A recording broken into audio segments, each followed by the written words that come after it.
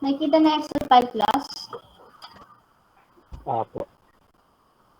Okay, so dito na tayo sa chapter 15, financial assets at fair value. So ililive muna natin yung inventory at retail method. No? So tapusin muna natin yung mga important topics sa intermediate accounting, saka natin babalikan yung inventory estimation. Kasi umpisahan na po natin sa mga investment topics. Okay, so an investment is an asset or item acquired with the goal of generating income or appreciation. No? So kaya nga nagkakaroon ng investment with the goal of generating income, no, through dividends, through rentals, rental payments, at saka yung interest payment. No? So nakaka-generate tayo ng income. Sa appreciation naman, no, for example, nagkaroon tayo ng, bumili tayo ng land. No? So ang land kasi nag-appreciate yung value. So that is a form of investment. So ang pag-uusapan natin dito class is the investment in equity securities at saka debt securities. So pag sinabi nating investment in equity securities, it represents a claim on the net worth of a corporation. So sa equity securities, an example of that is the investment in stocks. Diyan tayo na nga, ako yung music mo. So example natin na equity securities is the investment in stocks. So familiar na kayo dun class? Investment in stocks.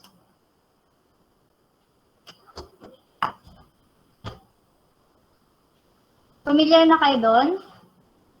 Hindi pa po. Hindi pa. Wait lang class, camera. Wait lang.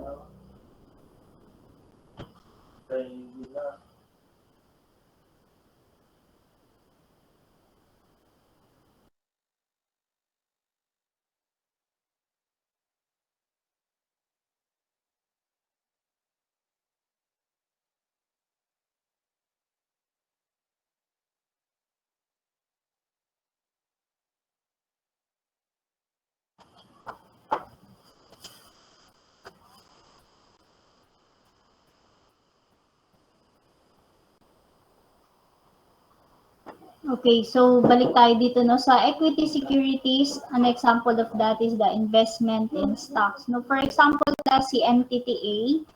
So nagbenta siya ng kanyang stocks. So nagbenta siya ng stocks. Therefore, si NTTB, kapag bumili siya ng stocks kay NTTA, nagkaroon siya ng investment. And si NTTB, magta-transfer naman siya ng cash to NTTA. So, nagkaroon siya ng investment kapalit ng investment in stocks. Yung debt securities naman, no, so nagiging investment siya kasi kapag nagpautang ka, makaka-earn ka ng interest. No? Siyempre, pag nagpautang ka class, kailangan may interest yan. So, hindi naman papayag yung banks or other corporation na magpautang without the interest. An example of that is the investment in bonds. So, yan yung pinag-uusapan natin dito. Si investment in bonds. Pagdating sa equity securities, investment in stocks. Hindi to kasi ako sa sala, kaya medyo maingay. Dantay na nga kung music mo. Okay, so under PFRS 9, paragraph 4, financial assets are classified into 3. So we have the financial assets at fair value through profit or loss. So it includes both equity and debt securities. Disunod naman, we have the financial assets at fair value through other comprehensive income. So include both equity and debt securities. And financial asset at amortized cost. So include lang dyan is yung debt securities natin or yung investment in bonds. Okay, so ito na yung summary ng classification ng investment. Okay, so yung financial asset at fair value through profit or loss, yun nga, It can be debt or equity securities. So nature niya held for trading, no? So bumili kayo ng investment in stocks for the purpose of selling it in the near future. No, kung nababalitaan nyo class yung tumataas yung value ng stocks, bumababa ng value yung stocks, ganito po yun class. So syempre bibili ka kapag mababa yung value ng stocks and then ibebenta mo siya kapag tumaas na. So yun yung held for trading. So nagba-buy and sell yung entity ng investment in stocks or investment in debt securities. Quoted equity instruments. So for example, nakalist po yung inyong equity securities sa stock exchange. No, kapag nakalist yun, ibig sabihin quoted siya. Therefore, i-measure natin siya at fair value through profit or loss. Next is the irrevocably designated at fair value option. So pag sinabi dito sa problem na irrevocably designated at fair value option, ibig sabihin financial asset at fair value through profit or loss yun. Next is the debt investments do not qualify as investment at amortized and at fair value through OCI. So therefore, financial asset at fair value through profit or loss. So ma'am, bakit kailangan ba natin i-classify yung ating investment? Kasi class, magkakaiba po ang initial measurement tsaka subsequent measurement nila. Okay. Sa initial measurement natin, so sa financial asset at fair value through profit or loss, i-measure natin siya at fair value. So the fair value is equal to the acquisition cost. Equal to acquisition cost sa initial measurement. Subsequent measurement, ito na yung totoong fair value, which or the market value. Market value. And then presentation, no, syempre, tumataas nga yung investment natin, pwedeng tumaas yung value, pwedeng bumaba yung value. So, ipe-present po natin yung unrealized gain or loss sa profit or loss. Ibig sabihin sa income statement. No? So, ipe-present natin yung unrealized gain or loss. So, unrealized pa lang siya class kasi hindi pa naman natin siya binibenta. No, so, ini-evaluate pa lang kasi natin class yung value ng investment natin every reporting date. No, so, next one is the financial asset at fair value through OCI. So, pinaghiwalay ko class si equity tsaka si debt securities kasi magkaiba sila ng measurement. So, pinaghiwalay ko lang. So, sa equity securities, not held for trading, so ibig sabihin hindi niya binibenta, so kinikip lang niya yung kanyang investment, and irrevocably designated to present in OCI. So, pag sinabi sa problem, irrevocably designated to present in OCI, therefore, financial asset at fair value through OCI yun. Okay. Initial measurement niya class is the fair value plus the transaction cost. Yung una kasi class, yung transaction cost ay ina-outright expense natin. Ini-expense natin. Pero sa financial asset at fair value through OCI, isinasama po natin sa initial measurement ng investment. Okay? And yung fair value dito, of course, is equal to acquisition cost. And then subsequent measurement natin, parehas at fair value.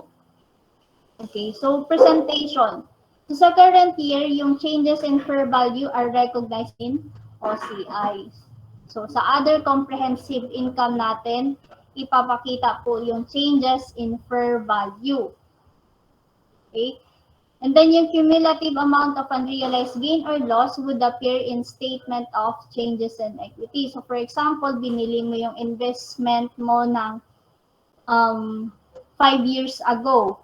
No? So 5 years ago, yung acquisition cost nun, i-compare natin ito sa market value today. Yung cumulative amount po ng unrealized gain or loss, i-present natin sa statement of changes in equity. Okay. Ma'am, bakit dito walang cumulative amount? Kasi nga held for trading. Ibig sabihin, ibibenta din natin siya in the near future. So therefore, matatanggal din siya sa financial position natin. So therefore, wala siyang cumulative amount. Ito kasi si financial asset at fair value through OCI, hindi natin siya ibebenta. Ikikip natin siya hanggang tumaas yung value ng investment natin. That's why we have to report the cumulative amount of unrealized gain or loss. So pag binenta naman natin class, on the recognition, the difference between the proceeds and the carrying amount is directly recognized in retained earnings. Okay, so tandaan nyo class ha, cumulative amount sa statement of changes in equity, kapag binenta nyo siya, yung proceeds, so meaning yung selling price, ibawas nyo dun sa carrying amount ng ating investment, ilalagay po natin yun sa retained earnings, yung gain or loss na yun. And then yung cumulative amount of unrealized gain or loss naman, transferred din natin sa retained earnings. Okay? So, upon the recognition, retained earnings yung natin ipapresent. And then, financial assets at fair value through OCI ng debt securities naman. So, these are held for collection of contractual cash flows and for sale of the financial asset. No? So, aside from ibebenta mo siya class, hiniheld mo siya for collection of interest payments. So, measure natin at fair value plus transaction cost at fair value. So, changes in fair value are recognized in OCI. Okay. Yung interest income naman niya, ipapresent natin sa profit or loss or sa income statement. No, yung interest income, part po yon ng income statement. Kapag binenta naman natin siya, the cumulative gain and loss in OCI shall be reclassified to P&L. Okay, so dati siyang nasa OCI, ipe-present natin siya sa P&L kapag binenta na natin siya. So, financial asset at amortized cost naman, so, applicable lang ito sa debt securities, so held for trading of contractual cash flows. So, hindi natin ibebenta yung debt securities, so kinikip lang natin siya for collection of interest payment. Measurement for value plus transaction cost. And the kanyang subsequent measurement is amortized cost. Okay. Interest income computed using the effective interest method is recognized in P&L, and the impairment gain or losses are recognized in P&L. Okay, so apply na natin itong theory dito sa sample problems.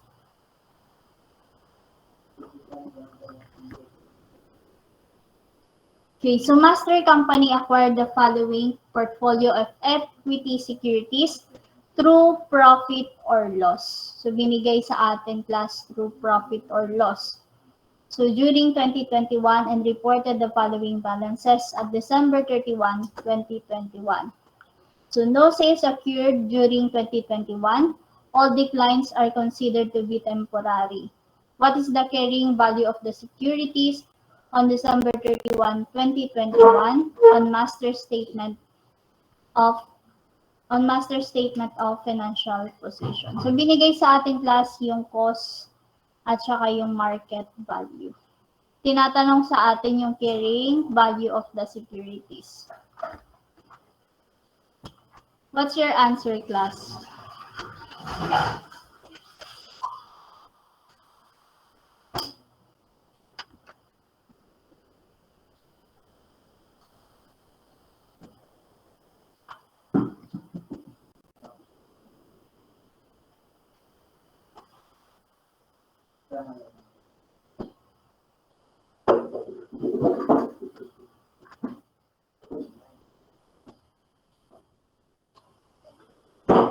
What's your answer?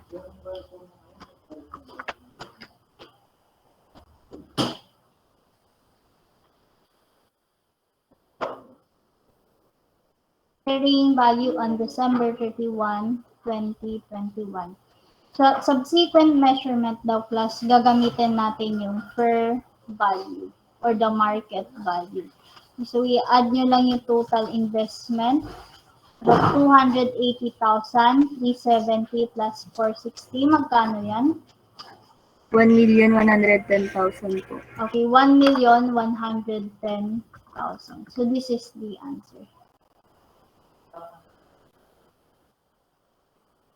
At fair market value. Illustration 2. So First Bank purchased the following portfolio of equity securities through profit or loss. Okay, so this is financial asset at fair value through profit or loss during 2021 and reported the following balances at December 31, 2021. So First Bank incurred 50,000 transaction costs on purchase. No sales occurred during 2021. So, meron na-incur na cost si First Bank, 50,000. So, we have the security ABC, we have the cost, and December 31, 2021 market value. So, how much should First Bank report as unrealized gain or loss related to the securities transaction in its 2021 profit or loss? So, tinatanong na sa ating class, the unrealized gain or loss. So, we have to compare the carrying amount, no, upon purchase and the carrying amount on December 31, 2021. Magkano ang carrying amount ng investment nung purchase natin?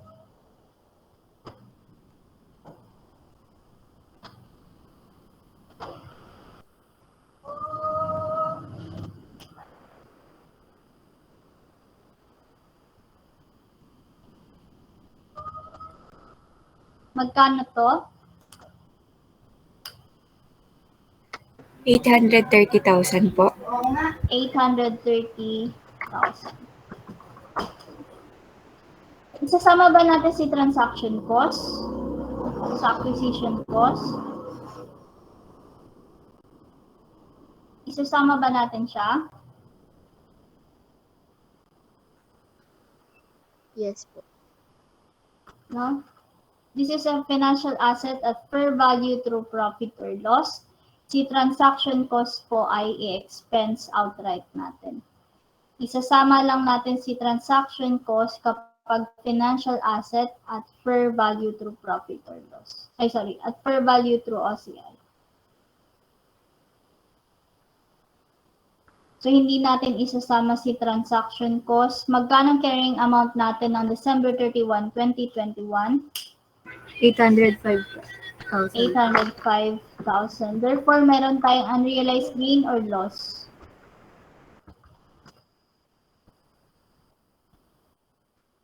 We have a loss. Kasi binili natin siya ng 830,000. Pagdating ng December, bumaba yung value ng investment, naging 805 na lang. So, we have unrealized loss. 25,000 po. 25,000.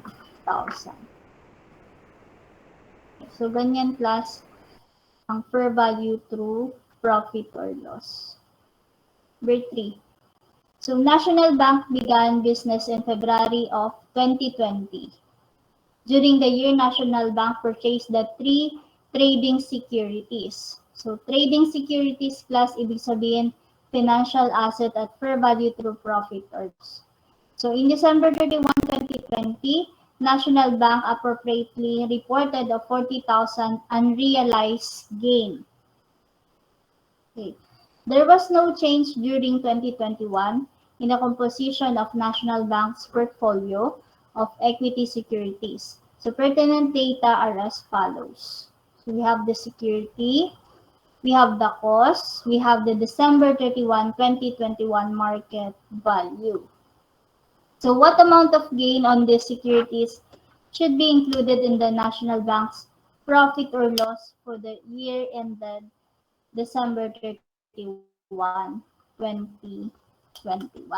Okay. Binili natin class yung itong mga securities noong February 2020. At the cost of, magkano ang cost nito?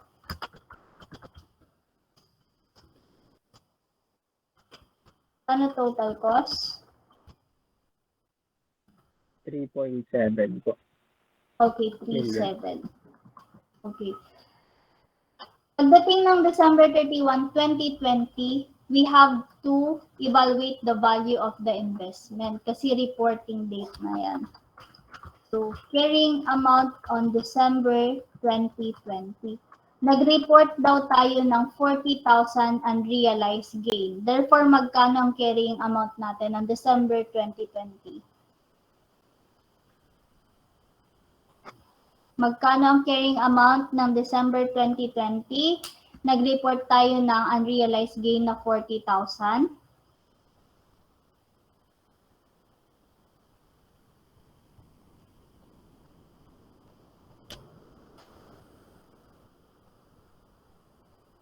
Magkano, class?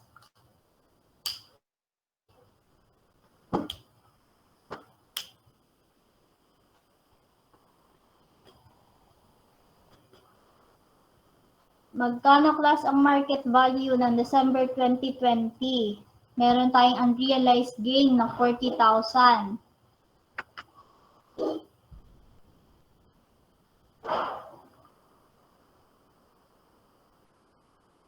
Magkano? Okay, plus 40K for how much? The total? Okay, 3,740,000. Ganito lang class yan, no? So, carrying amount ng acquisition date, 3,700. And then, pagdating ng carrying amount ng December 2020, hindi given. So, we have unrealized gain daw ng 2020 of 40,000. Therefore, meron tayong carrying amount na 3,740,000 noong December. So, tumaas yung value. So, on the next year class, ang value na po ng ating investment is 3,740,000. Kung magkano yung market value niya noong December, ito na yung gagamitin natin on the next year. So therefore, carrying amount ng December 2020, we have 3,740. Iko-compare naman natin on December 31, 2021 market value. 2021, magkano to, class? 3,830,000 po. 3,830,000. Therefore, meron tayong unrealized gain or loss. Okay, we have gain. Magkano? 90,000. 90,000.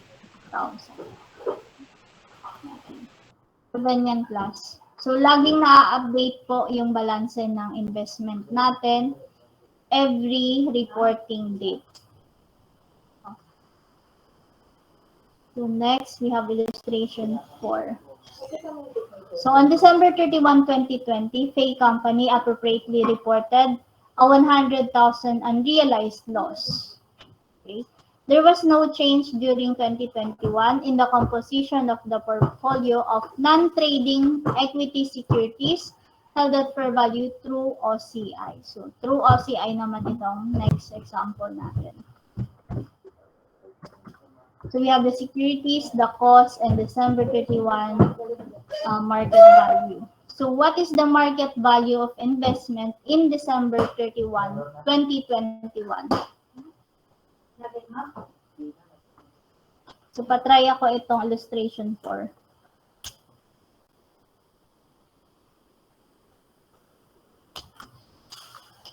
Avocado. Ilan ba yata?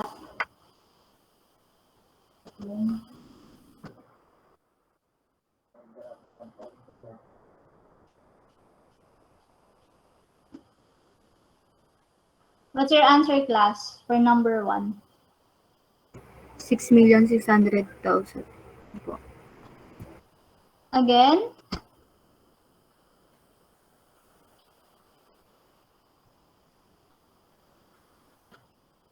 $3,600,000 po. Okay, 3,600,000. Answer 3,600,000. Kasi yung cost natin, class, we have 3,700,000 nung binili natin siya. And then nag-report daw tayo noong December 31, 2021 ng unrealized loss na 100,000. Therefore, bumaba po yung market value niya ng 100,000. So, naging 3.6 million. Number 2, what amount of loss on the security should be included in the statement of comprehensive income for the year ended December 31, 2021 as component of other comprehensive income? Okay. Kapag through OCI class, therefore, yung unrealized gain or loss, ipepresent natin sa other comprehensive income. So, magkano ang ating loss on these securities? So, we have the carrying amount ng December 31, 2020. Ito na yung bagong gagamitin nating carrying amount at 3.6. Magkano yung carrying amount at December 31, 2021? We have 3.3. Therefore, magkano ang ating unrealized loss? 300,000. 300,000. 300,000. Number 3, what cumulative amount of loss on the securities should be reported in the statement of changes in equity for the year ended December 31, 2021 as component of OCI? So, tinatanong sa Atlas is the cumulative amount of loss presented in changes in equity. So, kung babalikan natin dito, yung illustration natin, yung financial asset at fair value through OCI. So, yung cumulative amount daw ng unrealized gain or loss would appear in statement of changes in equity. So, dapat alam niyo class kung saan mag-a-appear. Kasi what if tinanong sa problem,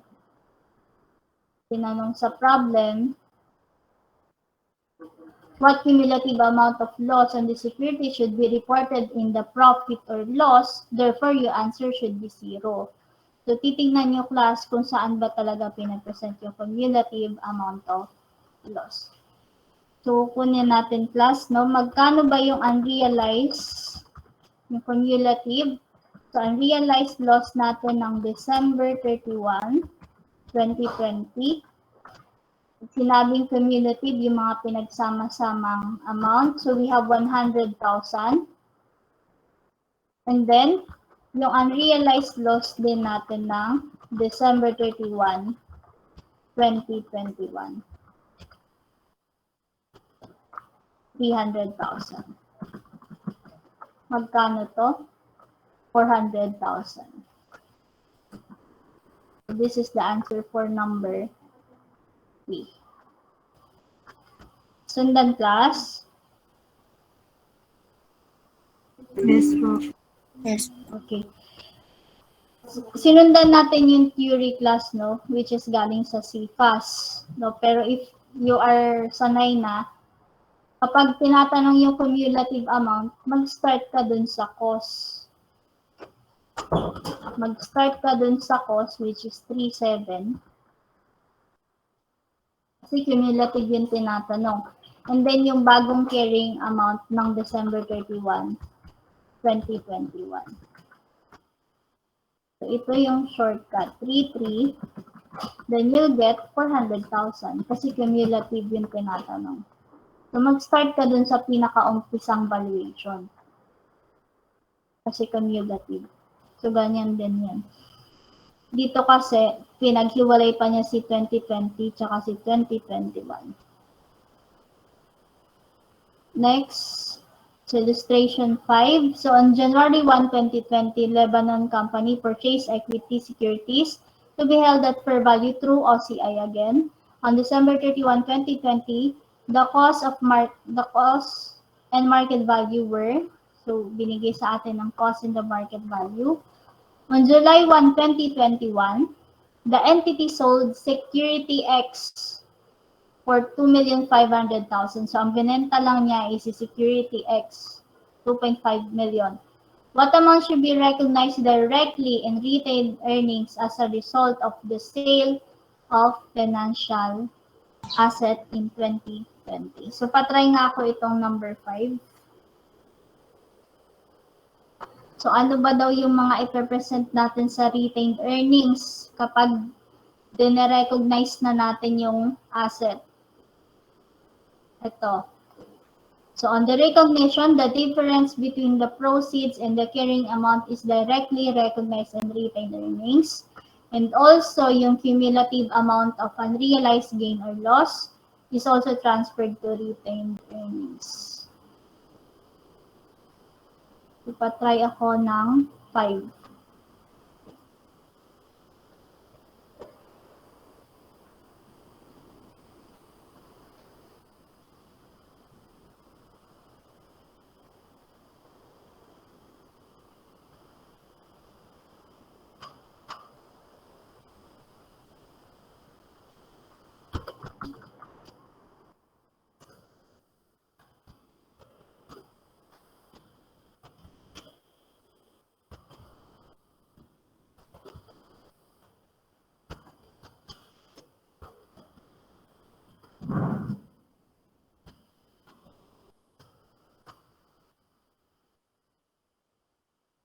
What's your answer, class?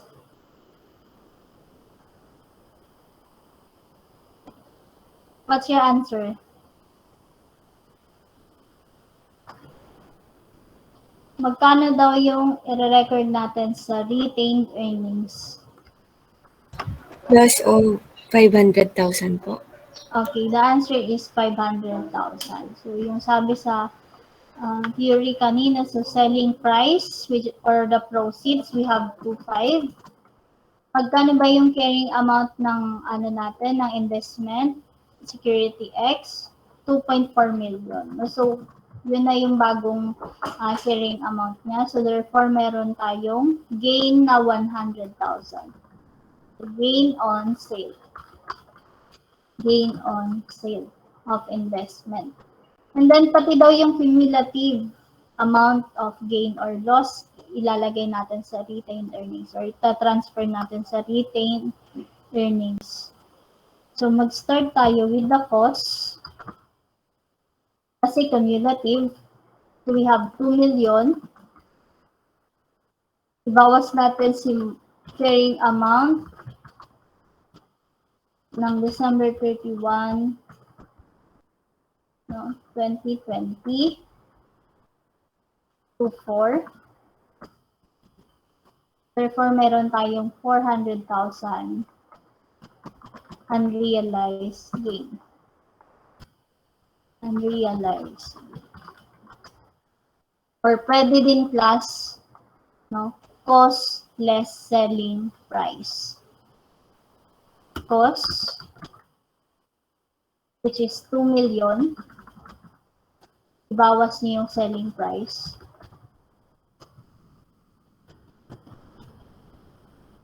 At 2.5. So, ganun din, makukuha natin yung transfer to retained earnings. So, gain 500,000.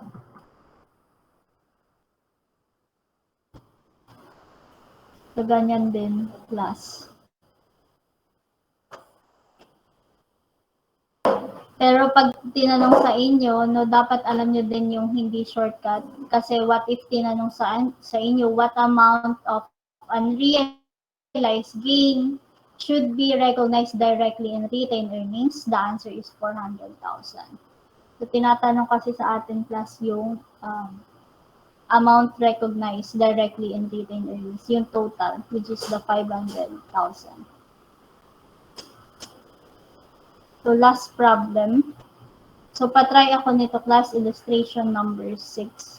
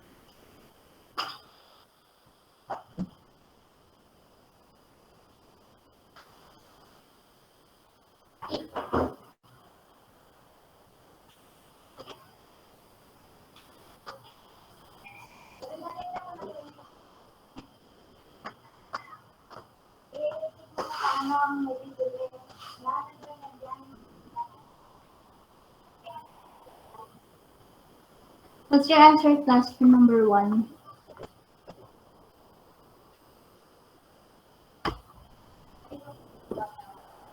So Brand Company has 60,000 ordinary shares of Brand Corporation that has been designated as per value to through other comprehensive income. So these shares were acquired at fair market value, which was 80 pesos per share on May 2, 2021. On December 31, 2021, the market value of these shares is 90 pesos per share. Tumaas yung value ng market value. On January 22, 2022, Brand Company sold 42,000 shares of its investment in Brand Corporation for 85 pesos per share. Okay, so nalugi pa siya nung binenta niya, class, 85 pesos per share lang. Ang market value ng share niya nung December 31, 2021 is 90. So what amount of loss should Brand Company recognize in selling those shares? Okay, magkano ba yung selling price? 85 pesos. So, binenta daw niya yung 42,000 shares niya. 42,000 shares at 85 pesos. Magkano to? 3,570,000. 70? Yan? 3,570,000. Magkano ba yung carrying amount ng kanyang shares? So we have 42,000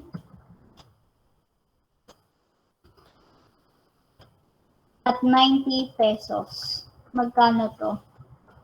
3,780,000. 780,000. Therefore, meron siyang loss on sale of investment. Magkano? 210,000. 210. Okay, 210,000 loss.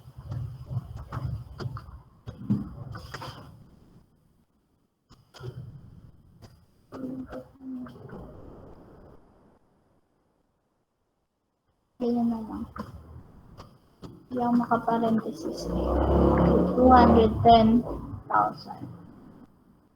So question number 2, what amount of unrealized gain or loss should be transferred to retained earnings? What's your answer?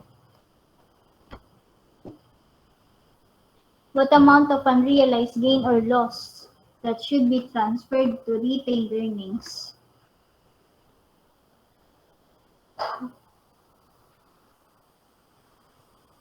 What's your answer, class?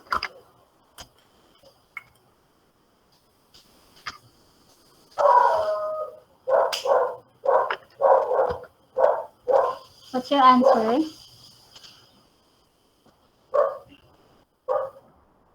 Okay, so we have the clearing amount noong May 2, 2021. So, alin ba yung itatransfer natin sa retained earnings? Yung 60,000 shares, yung 42,000 shares, or yung 18,000 shares?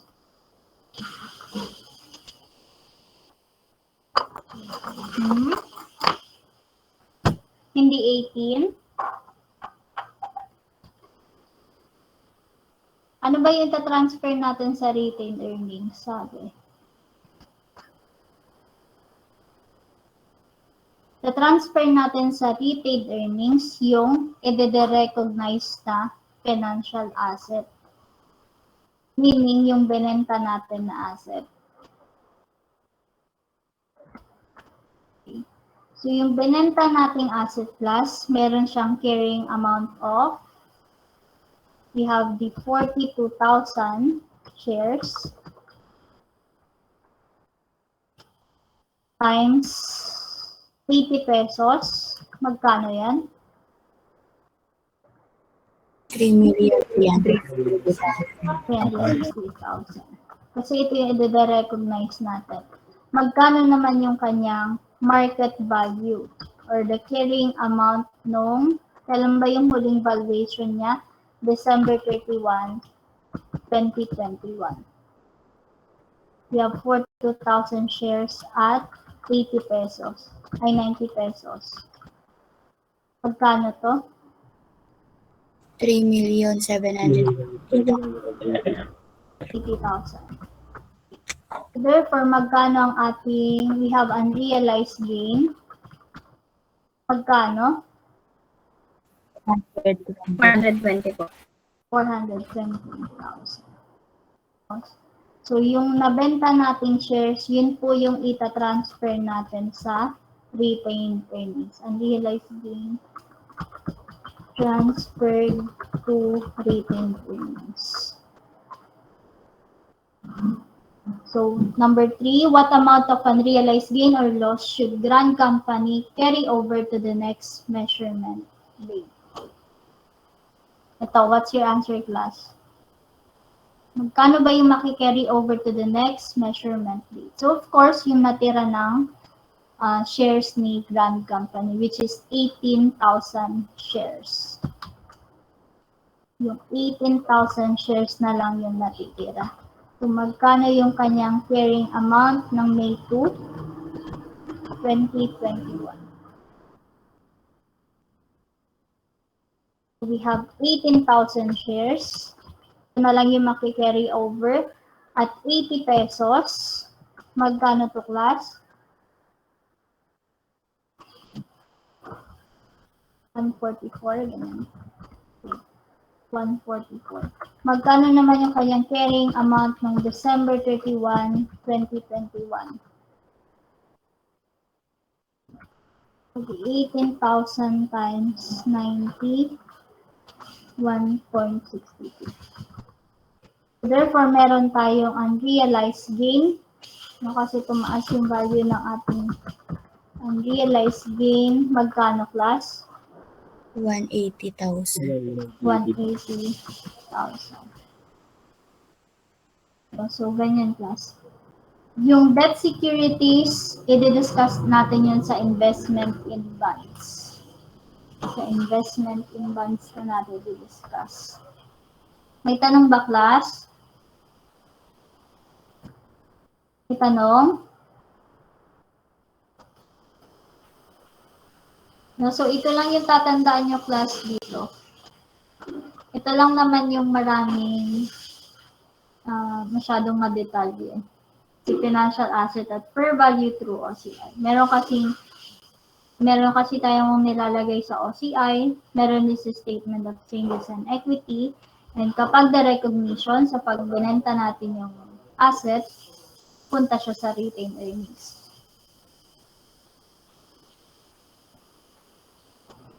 Kung wala nang tanong, class, pa-on please ng camera.